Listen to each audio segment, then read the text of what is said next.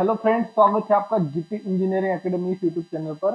And अब दिवाली की vacation खत्म हो चुकी है एंड अब बारी है आपका प्रिपरेशन स्टार्ट करने की, या फिर आपने ऑलरेडी स्टार्ट कर चुके हो आप प्रिपरेशन, तो उसको स्पीड अप करने की बारी है। जस्ट 21 डेज बच चुके हैं अपने पास प्रिपरेशन के लिए। तो आज मैं यहाँ पे लेकर आया हूँ आप सारे स्टूडेंट्स के लिए 21 डेज का चैलेंज है। तो ये चैलेंज होगा सारे सब्जेक्ट क्लियर करने के लिए, और इस चैलेंज में पार्टिसिपेट करना चाहोगे तो बिल्कुल आप कमेंट सेक्शन में बता दीजिए।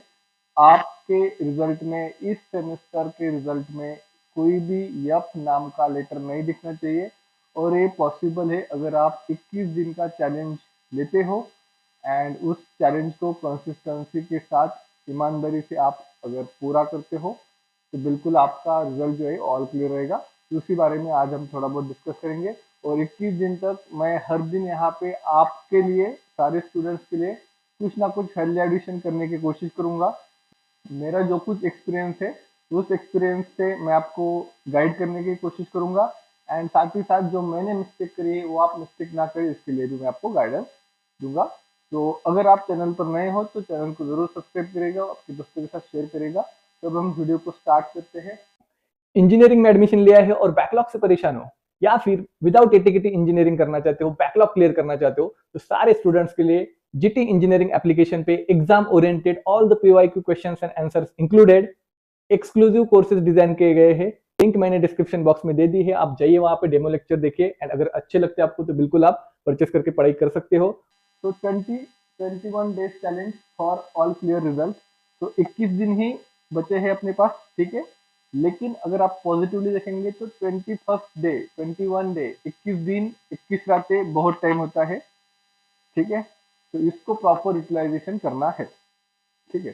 तो अगर मैं थोड़ा सा फ्लैशबैक में जाता हूँ कि जब मैं इंजीनियरिंग कर रहा था तो हमें भी इतना ही 25 दिन के आसपास, 30 दिन के आसपास मिलता था टाइम, प्रिपरेशन भी मिलता था। तो हमारा शेड्यूल कैसा था, मेरा शेड्यूल कैसा रहता था कि मैं 8 घंटे की नींद प्रॉपर होनी चाहिए अपनी, ठीक है। 8 घंटे की नींद, जो भी अपना खाने का समय या फिर थोड़ा बहुत फ्रेश होने का समय, थोड़ा बहुत टाइम पास करने का समय, वो छोड़ के बाकी सारा समय मैं पढ़ाई में लगा रहता था, ठीक है। कुछ समझे कुछ ना समझे, लेकिन मुझे सिर्फ पढ़ाई करनी है, बाकी और कुछ किधर भी मुझे टाइम देना नहीं है। बस एक 25 दिन का समय रहता था, बस इतना ही करना है 25 दिन में, और कुछ नहीं करना है। उसके बाद सीधा 2-3 महीने बाद होगा एग्जाम, ठीक है। तो 21 दिन को आपको इसी प्रकार से प्रिपरेशन करना चाहिए। सिंपल से बात दिमाग में डाल के रखो कि आपको 2-3 ही काम करने हैं, प्रॉपरली अच्छे से नींद भी नहीं है 8 8 घंटे की। देन बाकी जो भी आपका समय रहता है कंपलसरी, जो यहाँ पे लगता है अपने को, तो वो टाइम, एंड उसके बाद आपको सारा पढ़ाई ही करना है। अब उसके लिए अभी आपके पास बहुत सारे डिस्ट्रैक्शन है, तो उस डिस्ट्रैक्शन को, जो भी सोशल मीडिया के जो भी आपके अकाउंट है उसका नोटिफिकेशन आप ऑफ करके रख देना, तो उससे आपको आसानी हो जाएगी। एंड अब हम क्या करते थे, दिन भर बस पढ़ाई करते थे और सिंपल सा लॉजिक रहता था। सबसे पहले तो आपका गोल क्लियर होना चाहिए कि मुझे इस सेमेस्टर में कितना स्कोर करना है या फिर क्या करना है।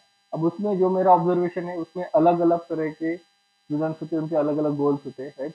कोई स्टूडेंट्स होते हैं जो अच्छा पॉइंटर लाना चाहते हैं, राइट। वो अच्छा पॉइंटर लाना चाहते हैं, उनको बताने की जरूरत नहीं कि क्या पढ़ना है, कैसे पढ़ना है, फिर वो अपना अपना इंडिपेंडेंटली करते हैं। दूसरी कैटेगरी होती है जो कहते हैं कि थोड़ा स्कोर करना है हमें, ठीक है। तो उनका भी ऑलमोस्ट हो ही चुका होता है। लेकिन जो थर्ड कैटेगरी होती है वो बोलते हैं कि हमें सिर्फ ऑल क्लियर होना है, ज्यादा स्कोर नहीं करना है मुझे, बस मेरा टारगेट है मुझे ऑल क्लियर होना है। एंड उसके बाद एक कैटेगरी होती है जिसमें कि वो बोलते हैं सर हमें सिर्फ क्रेडिट पूरा करना है, बाकी आगे देखेंगे क्या होता है। तो ये सबसे लोवेस्ट कैटेगरी होती है, लोवेस्ट बार होता है। तो आप यहाँ पे मत रखो, एटलीस्ट आपका गोल ये होना चाहिए, आपका टारगेट ये होना चाहिए कि मुझे सारे सब्जेक्ट क्लियर करना है, ठीक है। अगर आप दिमाग में डालोगे कि मुझे सारे सब्जेक्ट क्लियर करना है, अगर आपका गोल क्लियर हो जाएगा, आपका टारगेट क्लियर हो जाएगा, तो 50% काम वहां तक खत्म हो जाता है, ठीक है। तो सबसे पहले आपका गोल क्लियर करो कि आपको क्या करना है। लेकिन उसके बाद उस गोल को अचीव करने के लिए, उस टारगेट को अचीव करने के लिए आपको कितना पढ़ाई करना पड़ेगा, समझ रहे हो बात को। तो उस प्रकार से आपको एक्शन प्लान बनाना है, एनालिसिस करना है। एनालिसिस करना है मतलब क्या करना है, आप सारे पीवाई के पेपर निकालो। मतलब मैं कैसे करता था, मैं सारे पीवाई के पेपर निकालता था। देन क्वेश्चन 1 और क्वेश्चन 2 होता है और में, तो क्वेश्चन 1 अगर मैंने सिलेक्ट कर लिया तो सारे पेपर के क्वेश्चन 1 में कौन से क्वेश्चन आ चुके हैं उसका मैं पूरा लिस्ट बनाता था। और मैं बस उतना ही पढ़ के जाता था, क्वेश्चन 2 को मैं हाथ भी नहीं लगाता था, क्योंकि मुझे अटेम्प्ट क्वेश्चन 1 करना है, तो मैं इसका ही प्रिपरेशन करके जाऊंगा। कभी कभी ऐसा भी होता है कि मिक्स होता है, कभी 1 में आता है, कभी 2 में आता है, तो उस केस में आपको पूरे यूनिट के क्वेश्चन सेट निकालना होता है। तो मुझे 7-8 क्वेश्चन होते हैं एट मैक्स, तो उतना ही आपको पढ़ाई करके जाना है। जितना भी ऐसा भी पेपर सेट होता है, तो एटलीस्ट अगर 3 क्वेश्चन आते हैं एग्जाम में, तो उसमें से 2 तो आएंगे आएंगे जो आपने पढ़ा है, और उसमें आपको पूरे मार्क्स मिल जाएंगे।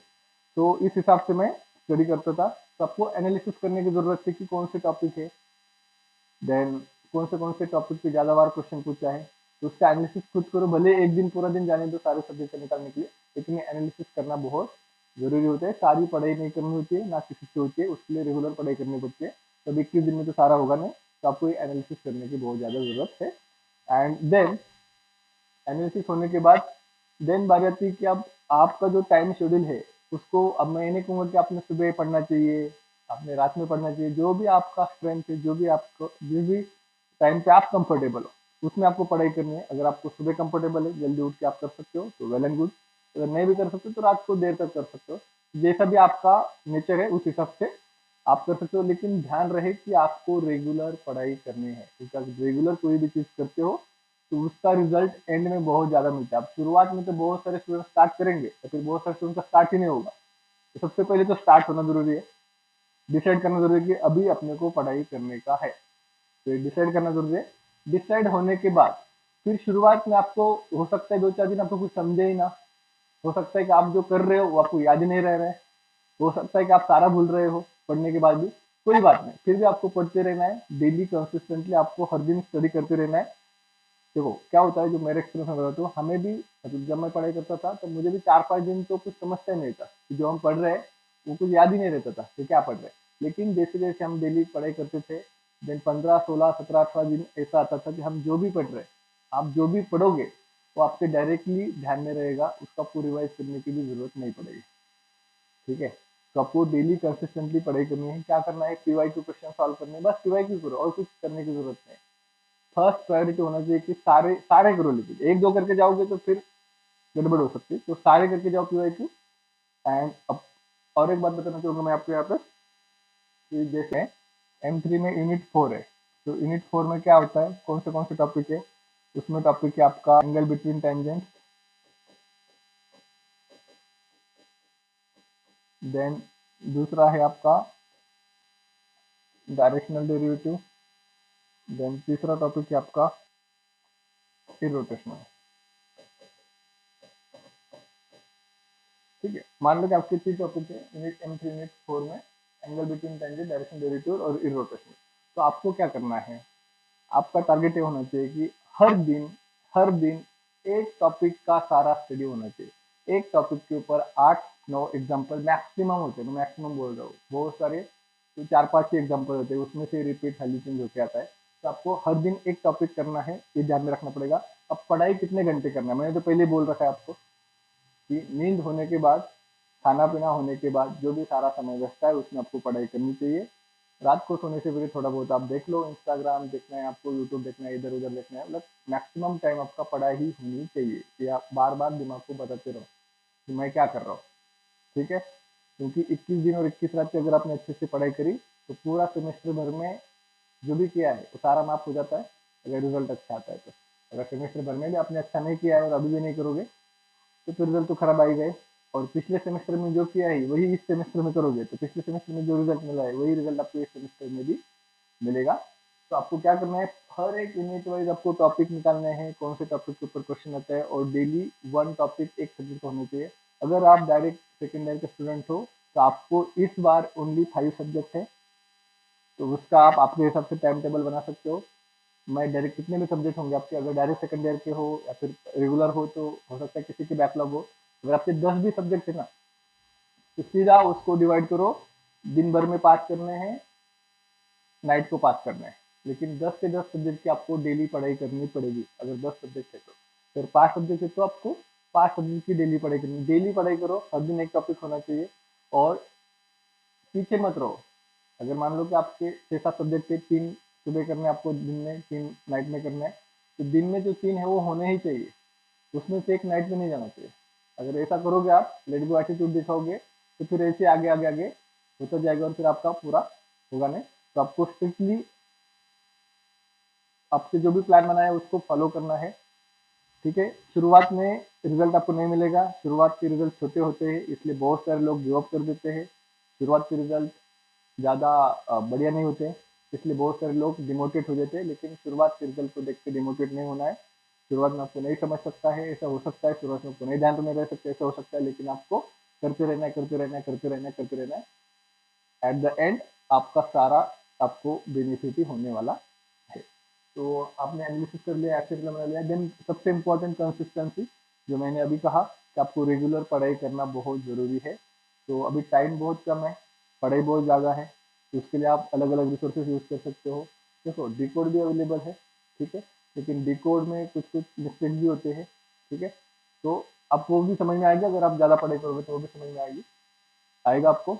एंड बुक्स का यूज़ कर सकते हो, आप डिकोड यूज़ कर सकते हो, नोट्स यूज़ कर सकते हो, पीवाई के सोल्यूशन देख सकते हो, कोर्सेस ले सकते हो। तो अभी जीटी इंजीनियरिंग एप्लीकेशन पे लाइव लेक्चर, सारे के सारे लाइव लेक्चर्स आपको मिलेंगे। आपको मैंने यहाँ पे टाइम टेबल भी पोस्ट कर दूंगा मैं डिस्क्रिप्शन बॉक्स में, तो आप वहाँ पे भी देख सकते हो कि सोमवार से लेकर संडे तक, मंडे से लेकर संडे तक हर दिन फर्स्ट ईयर और सेकेंड ईयर के सब्जेक्ट, सारे सब्जेक्ट के ऑनलाइन लाइव लेक्चर्स और रिकॉर्डेड लेक्चर्स आपको एप्लीकेशन में मिलेंगे, तो आप वहाँ से भी परचेस कर सकते हो। एंड बाकी तो इसको फॉलो करो, बाकी ऑल क्लियर रिजल्ट तो मिल ही जाएगा। एंड सबसे इम्पोर्टेंट बात कि बीच में क्विट नहीं करना है, पोस्टपोन नहीं करना है, आगे नहीं जाने देना है कोई भी सिलेबस, क्योंकि आज का जो टॉपिक है, आज को जो कितना पढ़ाई करना है वो आपका आज कंप्लीट होना चाहिए। अगर वो इसको याद रख के करोगे पढ़ाई तो डेफिनेटली आप अच्छा स्कोर कर सकते हो। बाकी कमेंट सेक्शन में बताइए अगर आप इस चैलेंज को एक्सेप्ट करना चाहते हो। तो हर दिन मैं कोशिश करूंगा कि आपको मैं गाइड करूँ, आपको मैं एक डायरेक्शन दूँ, आपको मैं मोटिवेशन दूँ, ताकि आप 21 दिन तक अगर ये पूरा चैलेंज एक्सेप्ट करके पूरा पढ़ाई करते हो तो फिर रिजल्ट आपका बढ़िया ही मिलने वाला है। तो wish you all the best, thank you.